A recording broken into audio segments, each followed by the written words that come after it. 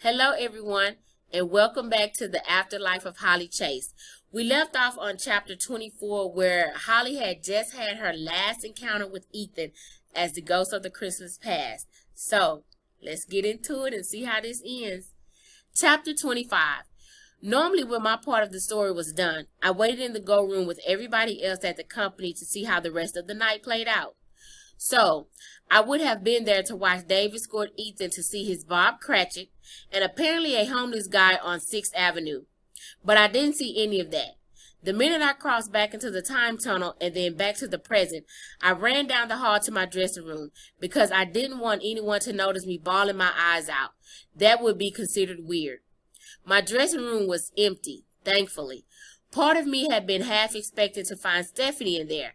So I locked the door and struggled out of my costume, which was no easy task all by myself. There was a shower in the dressing room bathroom. I only ever used it once a year, and sometimes not even that often, because sometimes I was in such a hurry to get out of the office after Christmas that I just cold creamed my face and went home. But that night, Ethan's night, I took a 5-minute shower so I could just cry into the spray of the water. When I got out, I did a quick blow dry and slapped on a regular amount of makeup so I'd look a little better when I went back out there. When I got back to the go room, Ethan was delivering this touching little speech to Dave on the subject of the homeless. Hey, if he's homeless, he should start by getting a job. It's that easy. You work, they pay you, you pay for someplace to live. But this guy doesn't want to work, does he? No, he wants to sit here, and if he sits here long enough, somebody will pay for his next bottle of vodka. Apparently, seeing the dents and how bad the kid really had it at home hadn't softened Ethan's heart much. He seemed as cool and collected and merciless as ever. Worse off than I left him. Usually by this point, the Scrooge was starting to soften, to see things differently, to let go of his anger. So Boz was probably a little worried. I was worried too. So much I felt sick with it. I'd done my best with the past. I tried to show Ethan things that would be meaningful. I tried to help him believe, and he seemed to. At least for part of it, he seemed to. But what if he hadn't been enough? Dave wasn't giving up on him, though. This man is not a drunk, he informed Ethan as they stood before the homeless guy on 6th Avenue, who couldn't see them, of course, but was mumbling like he knew something was there. He is simply a man who's been unlucky in life. Once this man played the saxophone for one of the most sought-out after jazz bands in New York City. He had a beautiful wife and daughter. He was more than willing to work, and work hard, every day. But then he was injured while fixing a leak in his roof. After that, there was a series of small misfortunes, one after another, all leading to him to this place. And how do you know all of this? Ethan asked. I can see what's inside him, Dave answered mysteriously. Right now, what he feels most is cold, then hungry. He lost touch with his family, his wife died, and his daughter doesn't even know where to find him. Miranda is his daughter's name. She works at the front desk of London NYC Hotel just a few blocks from here. She's probably even seen him in passing, but she doesn't really look at him. Nobody really looks at him. Ethan was looking at him, though. The man was sitting in a sleeping bag and a tangle of raggedy blankets against the side of a building where there was construction going on.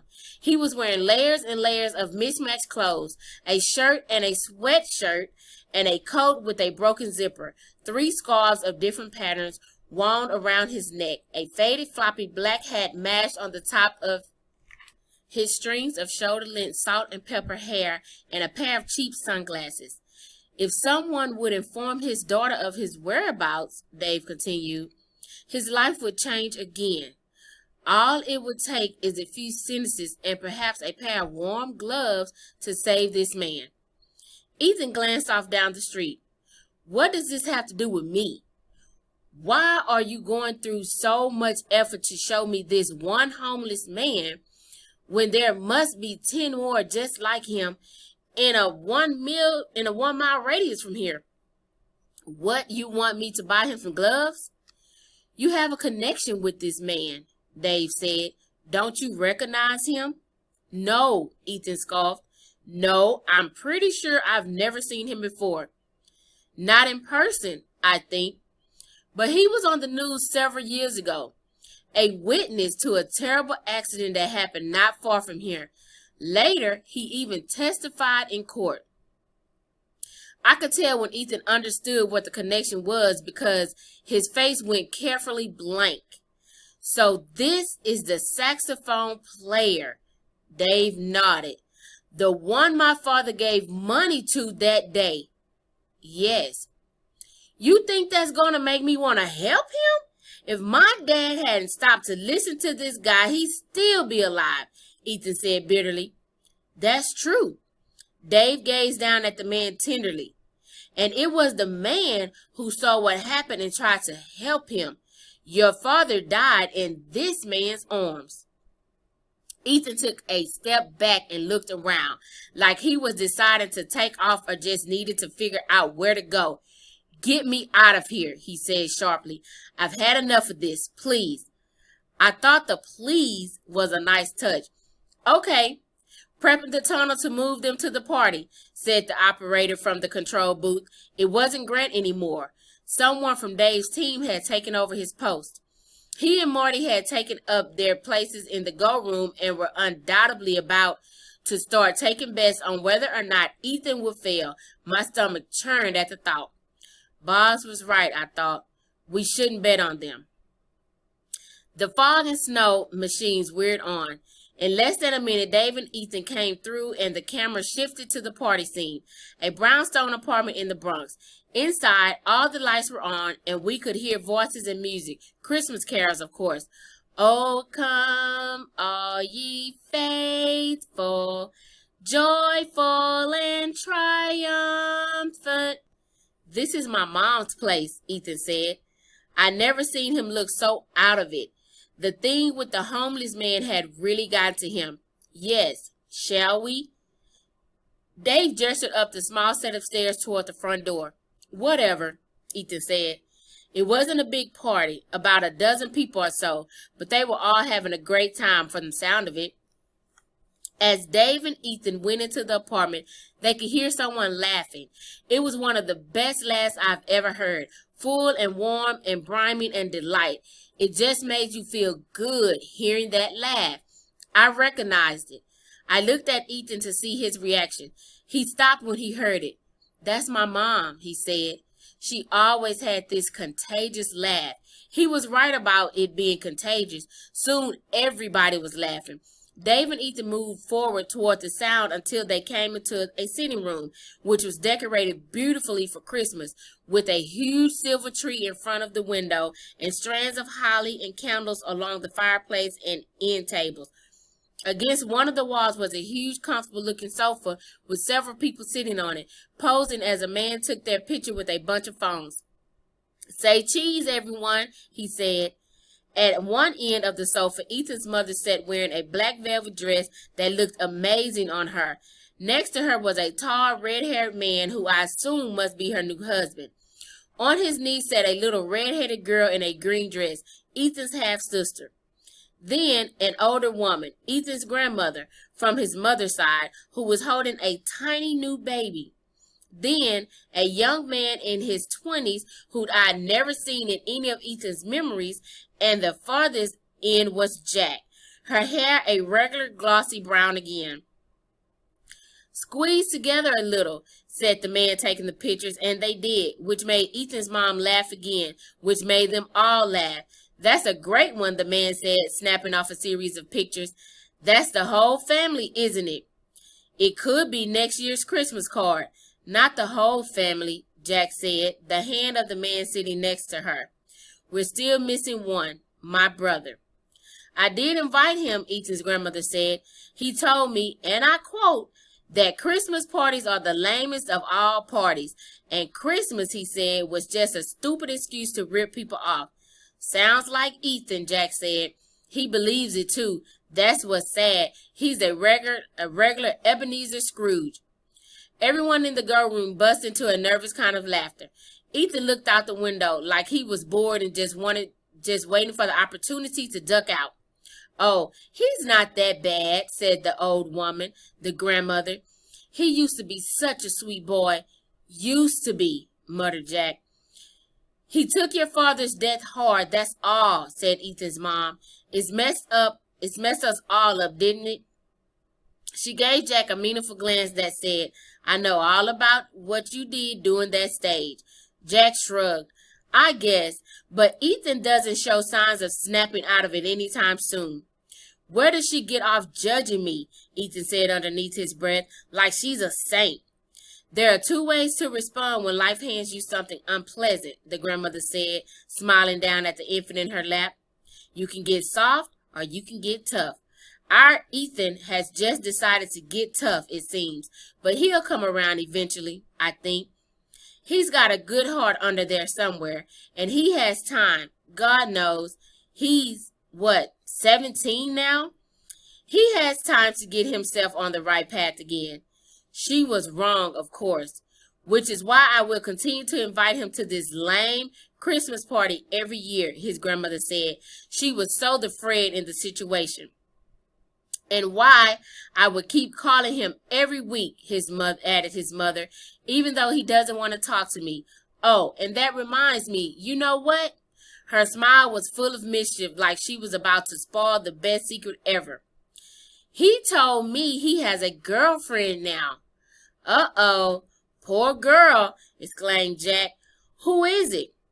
"Tell me it's not a Manhattan cellulite with an IQ the same size as her waist measurement. Her name," his mom paused dramatically, "is Victoria Scott." "That's a cellulite name if I ever heard one," Jack said. Ethan's mom reached over and pretended to smack Jack on the back of the head. "He didn't talk about her that way. He called her Tori. He said that she likes to meet in all these obscure places around the city, like the left lion of the New York Public Library. You know, the lions. She's a free spirit, apparently." "Well, perhaps that's just what Ethan needs at this juncture," said Grandma. "A free spirit." The irony was kind of killing me. I was a spirit, sure, but not exactly free. "But what kind of name is Tori? Seriously," said Jack. "Like Jack's such a ladylike name," said Ethan. I smiled. My hero coming to my defense, even if his sister couldn't hear him. "Tell me about this Victoria Scott," Dave said suddenly. "I'd like to know more about her." "Uh-oh. What you don't already know, everything there is to know about me." Ethan gave him a sarcastic smirk. "You can see inside me, right? Wasn't the ghost wearing her face?" "I was dead, done for, doomed. This was it."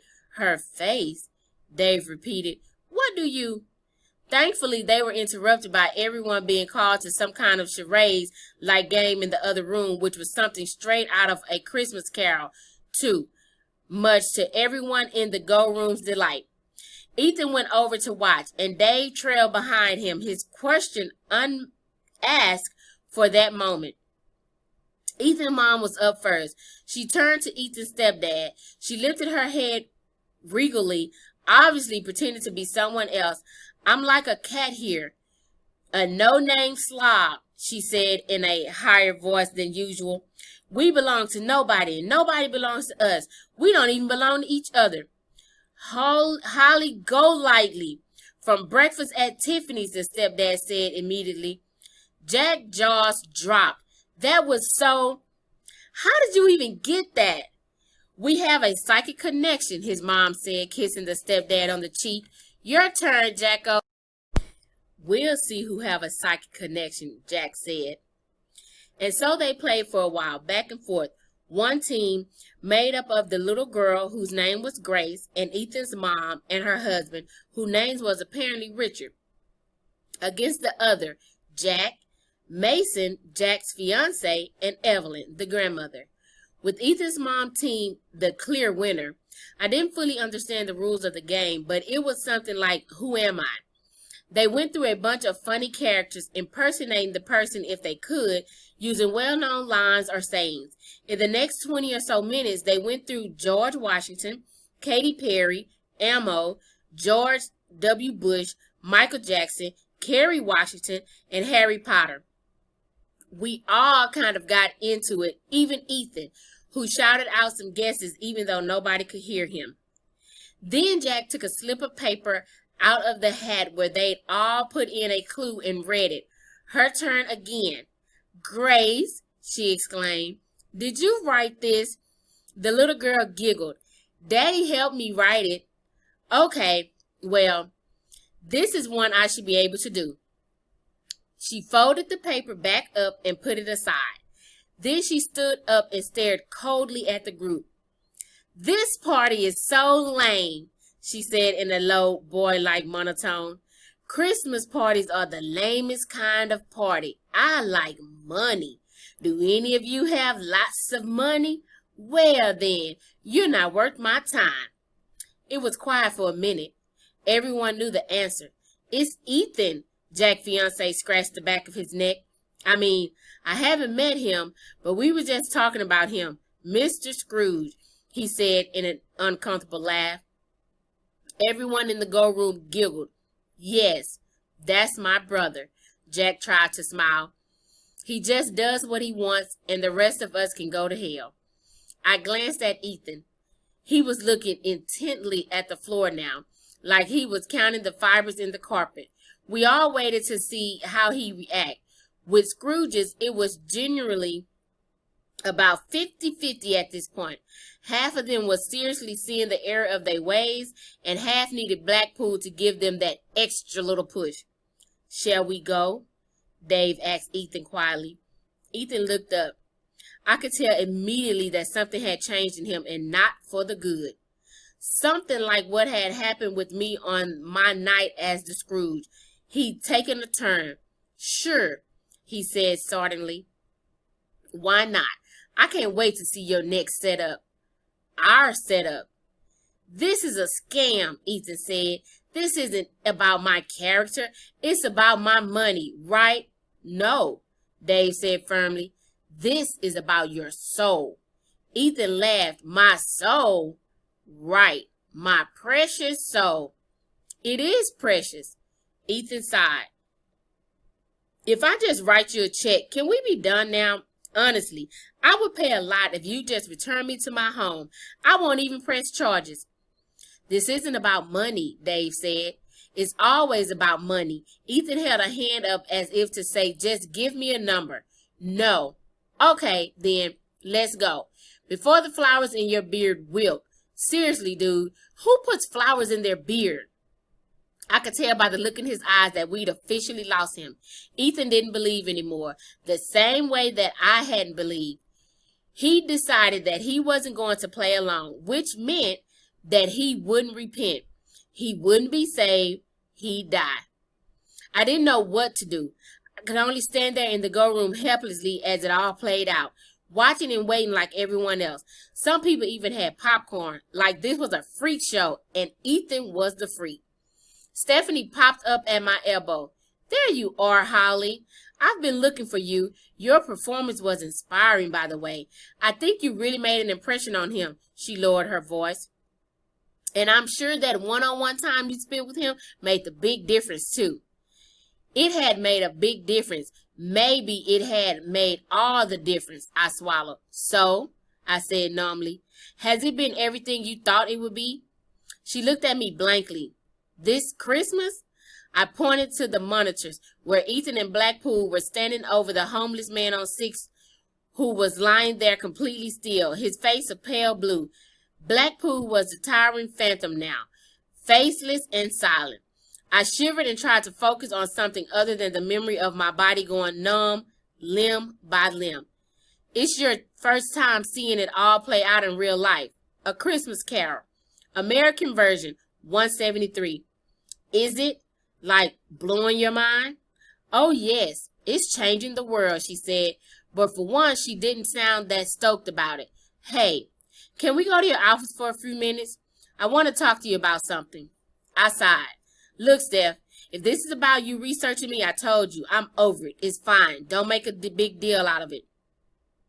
I meant it. I realized I wasn't mad anymore. I couldn't feel anything in the moment. I was so done. I got you some Chinese takeout, she added. I thought you'd be hungry after your big performance. Do you like egg rolls? I happen to love egg rolls. Part of me wanted to stay and watch Ethan, but a bigger part of me wanted to run far, far away now. I knew that Blackpool was going to last at least another hour. He had to take him to Danny Denton's steal the Cratchits, and there was a scene at the school where the boys there cleaned out Ethan's locker and stole his stuff. Then, according to the itinerary, Blackpool would take him to the mortuary. I didn't know if I could stand to watch the mortuary scene. So Stephanie and I went back to my office and found it all laid out on my desk. Little white containers of fried rice and chow mein and sweet and sour chicken and, oh yes, egg rolls. Stephanie got out a couple of paper plates from a drawer in my desk, but then I found I couldn't eat anything. Are you okay? Stephanie asked. I've never known you to pass up egg rolls. He's going to fail, I said miserably. Weirdly, she didn't seem surprised by my assessment. He might. He's already decided, I bit my lip. I know him. It will work out the way it's supposed to. Stop saying that, I burst out. No, it won't. It will, she argued. Besides, if he fails, he'll just end up working here, right? Like you. That's not so bad, is it? She wasn't making any sense. What? If Ethan fails, he'll die? This morning? This morning, 6:56 a.m. on Broadway. God, it was only hours away. I needed to sit down. I sank into my chair. And then he'll wake up here just like you did, Stephanie said, and he'll be the new ghost of Christmas present. My mouth opened. For a few seconds, I just stared at her. The ghost of Christmas present? I repeated stupidly. Duh. Coppersfield replacement, she sighed. I think the company actually knows Ethan's going to fail. Blackpool does, I'm pretty sure. All that stuff about Ethan's hazy future, his future is probably not that hazy. It's just that it would be so discouraging, if he came out and told everyone that Ethan was going to fail. The ghost of Christmas present? I whispered again. Yes. Stephanie gave me a little smile. So it would be okay, you see. I immediately tried to picture Ethan as the ghost of Christmas present. If he let his hair grow out and grew a beard, and then I remembered that as well-preserved zombies, our hair doesn't grow. But hey, that's what wigs and fake mustaches are for, right? We had a stellar costume department, and Ethan was tall, not like Dave, not Jolly Green Giant tall, but still tall enough. He'd make a great ghost, I decided. The idea was so great, so amazing, so incredibly awesome that I got up and started to pace around my office. If Ethan failed, then the company could give him his own crappy apartment, his non-smart phone, his pitiful $100 a month, and he'd spend some time being super mad about it. I remembered those days, how furious I was underneath everything, like a pot about to boil over. But then he'd start to accept it, like I did. He'd be fine. We'd actually could be together. I was smiling now. I couldn't believe I'd never thought of it before. Ethan was going to be the ghost of Christmas present. It was like a dream come true. Then I began to picture the things too, like Ethan and me in our hoodies walking down the street of NYC together, making jokes about the losers who worked with, holding hands, kissing. I'd have some explaining to do, sure, about the whole Victoria Scott thing, but eventually he'd understand. Wouldn't he? We'd have a feature, something that lasted past Christmas, maybe even forever. I couldn't catch my breath. How do you know for sure he'll become Dave's replacement? I was thinking about what Boz had said all those months ago, and how a ghost seems to become mysteriously available at just the moment one is needed. He told me, Stephanie said. He? Copperfield. And then I suddenly remembered Dave's vision of hugging Stephanie, kissing her head. He shuddered. Ooh, that's not right. I'm sorry, but ooh. Now it was Stephanie's turn to be confused. You and Dave together, and you still call him Copperfield? Weird. So weird. And I thought you were with Grant now. Grant's awesome. And Dave's like old enough to be your father.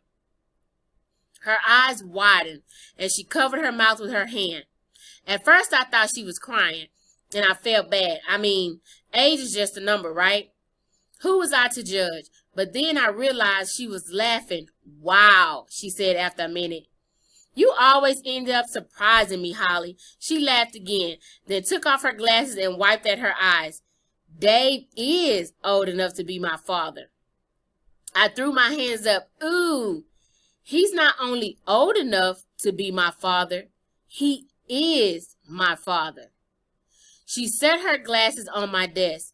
What? He's my dad. She took a breath and let it out. Wow. It feels good to get that off my chest. Sometimes this year I felt like I was going to explode. And why not tell you tonight? You're done with your Christmas past stuff. It's the last night of my internship. She said the word internship like it was a code word for something else. It's a night of revelations. What? I felt like this was the only word I was saying in our entire conversation. You're not the only one with secrets, Holly. I've got a few. Big ones. Obviously. Secrets? I was sure I didn't know what she was talking about. Me having secrets? But suddenly I got the feeling that she knew things about me beyond what she read in my file. Like what? I couldn't imagine what else there could possibly be. Like I'm not actually majoring in psychology. She closed her eyes for a minute and then rushed on. Like she wanted to get this out before she lost her nerve. I really do feel like I'm your friend. You've got to believe me, Holly. I always felt like we were going to be friends someday. Even when, gosh, this is so much harder than I thought it would be. My dad, he thinks I should wait until it's all over and then write you a letter or something. But I think we deserve more than that, right? Because we're friends. We might be the weirdest friends ever, but we're friends. You're not a psychology major? I was still stuck on this. She acted like she hadn't heard me. But that's what's so great about it. Because before, you couldn't be anybody's friend. Not really. You weren't capable of it. You were so self-involved. But that's changed. It took a while, but now you've learned how to think about other people. You know how to be a friend now. Not a great friend yet, but you're getting there. I was so lost, I needed a map for this conversation. She sighed. Sorry, I'm not making sense. No, I said, you're totally not. Okay, let me just get this out. She plunked down in the chair across from my desk. She took a deep breath and released it, then leaned forward so we were looking in each other's eyes. I'm the ghost of Christmas past. My heart started to pound.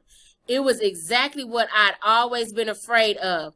The minute that this girl had walked in the door at Project Scrooge, that she'd been brought in to replace me. Okay, whoa there. Calm down. Stephanie reached across the desk and grabbed my hand as I started to hyperventilate right there and then. It's okay, Holly. Trust me.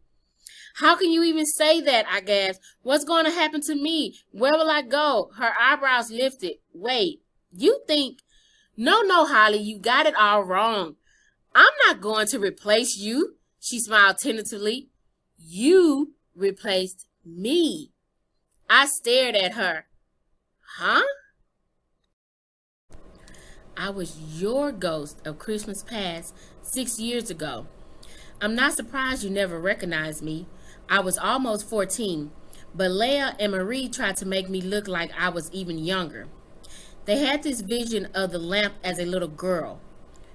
Her big blue eyes were full of amusement and concern. I was shaking my head. I realized it was too much. She frowned and her eyebrow bumps appeared. Holly, say something. How? Why?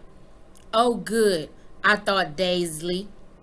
I'd move on to other one-word questions. My dad was a Bob Cratchit once, a single parent just trying to make ends meet. And I was the Tiny Tim, It's a long story, but essentially, the Scrooge that year failed to rehabilitate, and my dad died later in an accident. And Boggs felt so bad that he brought us both here afterward, where they gave us the option of working for the company instead of my dad moving on. So then my dad became the ghost of Christmas present, and I became the ghost of Christmas past. As an interim, of course. The real ghosts have to be dead, and I'm alive. But my head was spinning. But you said you were almost 14 when I was 11, actually, when I started working here, almost 10 years ago. You've been working for Project Scrooge for 10 years? I've been on a leave of absence, so to speak, for the last 6, she explained. But yes, I worked here before. That's part of why my dad and I decided to take this job, because then I would get to spend time with him while I was growing up. I got to live with him. I wouldn't have to lose him or go into foster care. Anyway, as you know, this is my dad's last year, so I came back to help him out. I wanted to spend more time with him before. Tears popped up in her eyes. Okay, it's pretty emotional, finally losing my dad after all this time. But it's the right thing. Being a ghost is not being alive. It's like being a shadow.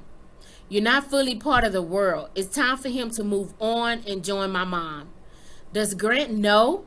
I blurted out. Does Marty? She blushed. I told Grant a couple of weeks ago. He was pretty shocked. He and Marty didn't have a clue about me being the lamp before. Like you, they thought I was new here. I sat back, pretty shocked myself, probably more shocked than I had ever been in my whole life. Anyway, I've always wanted to tell you that I'm sorry, Stephanie said. For failing you, I mean. I've always been able to see the good inside of you and the good you could do in the world. So much good, Holly, that you could have accomplished in your life. And you were so young. You were the youngest Scrooge we'd ever had in Project Scrooge history. Did you know that? Not just for the American branch either, but for the world. I was so excited to work on your case, but then I wasn't able to save you. I couldn't convince you that it was real. I failed, and you deserve better. She looked down at her hands. I'm sorry, Holly. Being the ghost of Christmas past is an enormous responsibility. You know that as well as I do. It takes patience and a cool head and quick thinking. But more than that, it takes real empathy. You have to understand deep down that the Scrooge is feeling in order to know what will affect him or her, she added sheepishly. Which is why you're such a great GCP. You understand the Scrooge is better than I ever could. So you're not a psychology major? I said again. She shook her head. Too much reading. Do you even go to NYU? Is your name really Stephanie? Was any part of this real? All of that's true, she said quickly. I do go to NYU. I'm going to graduate in 2 years if all goes according to plan. I'm a theater major, actually. I have this dream about being on Broadway one day, but that might be a pretty big ambition. And yes, my name is really Stephanie, but you can call me Steph if you can forgive me, that is. Uh-huh. I searched inside myself and found that one part of me, maybe even a big part of me, was definitely furious that she's been stringing me along all this time, playing the wide-eyed newbie when in fact she'd been a veteran of this place. She totally had me fooled, but there was another part that just accepted it. Steph and I were connected now, and we always would be, like we were sisters or something. We'd both worn the lamp. I thought about that little blonde-haired, blue-eyed twerp we'd taken my hand and tried to show me my life from a different perspective. She believed in me, and no matter how she felt like she needed to apologize, I knew the truth. I was the one that had let her down. Okay, I forgive you, I said after a minute, if you can forgive me for being such a stuck-up, horrible little brat. Which time? She grinned. Back then or this year when you kept sending me on all those crazy errands? Shut up, I said, smiling in spite of myself. Both, I guess. I forgive you for being a stuck-up, horrible little brat, she said. Both times. You're a decent actress in my opinion, I said, and I'm qualified to know. Wow, thanks, Miss Havisham, she said in her squeaky voice. She laughed and then glanced at her watch. Holy smokes, it's that time. Grant's waiting for me. He wants to watch the final scene together. Don't make him any bets, I advised. He always wins. I know, especially this year. She held her hand out to me. It's been a pleasure spending time with you, Holly. I mean it. Thank you. I shook her hand and she walked around the desk for a quick hug. I didn't resist. I even hugged her back a little. I'll see you in there, she said. Oh, and Holly, I hope everything works out with Ethan. Then you won't have to be so alone all the time. I stared at her. A loving heart is the truest wisdom, she murmured. Then she was gone. I should have returned to the go room with her since Boss would be expecting me at this point. But I stayed in my office for a few minutes, thinking about everything Steph had said. Thinking about Ethan. I was still trying to get my head around the idea that him failing meant that he become the new ghost of Christmas present. My Christmas present. I wanted to laugh and sing and dance around. It was such an amazing, wonderful turn of events. No wonder Blackpool had been so cranky, because he'd known all along. He'd known I was going to get a happy ending after all. I deserved to be happy, didn't I? But then what about Ethan? What does Ethan deserve? Said a little voice in the back of my mind. I felt the elation drain out of me. I couldn't help but think about all the things Steph had just said to me about the responsibility that came with being the GCP. Then I tried to tell myself that it didn't matter. Everything was going to work out for Ethan. He'd get me out of the bargain after all. And death wouldn't be so bad as long as he had me, right? A loving heart is the truest wisdom. I loved him, I realized. I loved Ethan Winters. It hadn't been just a game I was playing because I was lonely. I'd fallen in love with him. His heart had spoken to mine. I loved him. That's all that counted, right? That's all he needed. Wrong, said the voice. Wrong, wrong, wrong. I knew it was wrong, like Steph had seen in me. I could see the good inside of Ethan. All of the bad habits and apathy and cold-heartedness he sometimes showed came from hurt. And I knew that he could overcome that hurt. He could change. He could live his life in a different way and be happy in it, if only he had the chance. I loved him, but if he failed, I'd be the one responsible for damning him to hell. If he failed now, I would have taken away his chance. Steph was right. Being a ghost wasn't really being alive. If he died today, Ethan would become a shadow, like me. What kind of love was that? But even if I wanted to fix it, what could I do about it now? Now it was too late to get it all back on track. The damage was done. Ethan was playing out the final scene as I sat there with my Chinese food. I spotted the little wrapped fortune cookie on my desk. Sugar sounded good. Time to eat my feelings. I unwrapped it, broke it open, and fished out the little slip of paper. My fortune read, "It's never too late to become what one could have been." I stood up. I grabbed my hoodie from the hook and on the back of the door and put it on. I knew what I had to do, even if it was going to cost me everything. Well, I wonder what Holly is going to do. So, you guys, we've reached the ending of chapter 25. Come back and join me for the next chapter, and let's see what Holly is working on, what she got up under that sleeve of hers. Until then, I'll see you soon. Bye.